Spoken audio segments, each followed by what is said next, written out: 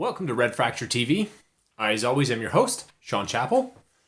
I'm going to keep things short and sweet this week. There really isn't that much to report on since so much of what I had planned is now on hold. But I'll try to come up with something, and I'll try to make it entertaining.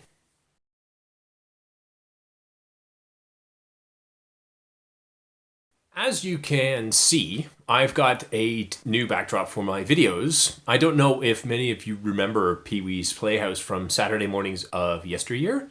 Talk about a surreal head trip. You think I'm weird? On his show, he had a segment where he'd go into a phone booth and chat by video. How prophetic of Pee-wee. To another character, and every time he sat down, he'd pull a different backdrop down behind himself from a selection of rolled up images set into the ceiling behind him.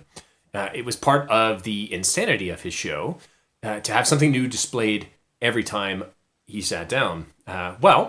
Two can play at that game. This is a piece I painted last summer and fall, something that deviates a bit from my usual fare, but discusses something that I feel very strongly about, the destruction of the natural environment. It's part of a series of paintings I'd like to develop called skycosms, where I'll take the beauty and majesty of clouds and skies, the panoply of atmospheric effects they produce when interacting with the sun, moon, and other solar phenomenon, and introduce elements of the macabre and bizarre to talk about subjects that are near and dear to my heart. So far, I've got two pieces in the series. It's at about 95% complete, and a third painting planned with a Lovecraftian theme. But of course, clouds can look like anything, and I'd really like to use that as a vehicle to explore themes and imagery that are out of this world, quite literally.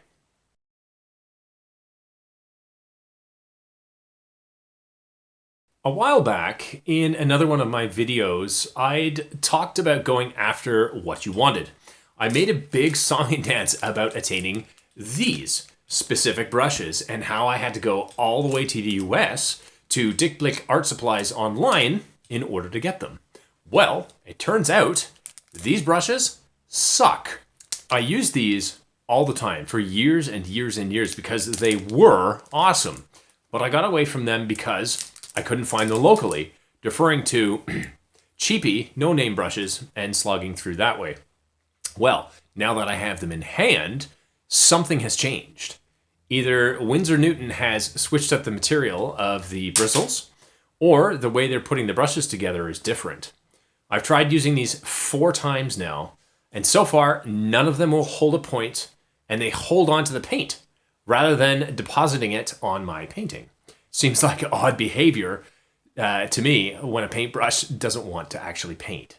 Anywho, it turns out that the cheapy brushes I've been getting from Wyndham's in Guelph are better than these higher quality brushes from Winsor Newton.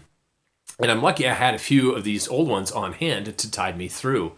Even though they're old and busted, they're still faring better than my new acquisitions. You can bet I'll be sending an email to Winsor Newton about this snafu.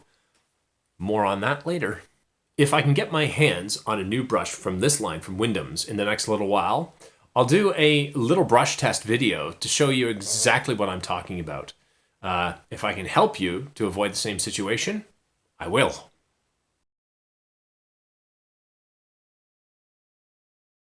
I'm going to skip entrepreneurial advice this week and suggest that whatever it is that you do, keep on doing it.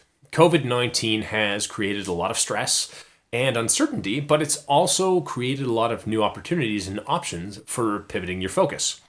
Personally, the quarantine has given me a respite from all the extracurriculars I was doing, and with the addition of the CERB and a few deferred payments at my bank, I'm actually looking at this time as free time that has been offered to me to get shit done. I hope you're able to take advantage of the situation in the same way and keep on chugging towards your goals. If you have a story about what you're working on, I'd love to hear about it. Leave me a note in the comments below, and I'll see you next week. If you like the content of this video or have an idea for a topic I should talk about, please leave me a note in the comments below. Don't be afraid to share this on social media as well. And last but not least, If you found the content pertinent to yourself, subscribe to my channel to be the first to receive updates as they become available right here on YouTube. I'm looking to get to 100. Will you be one? For now, that is all. Thanks for watching.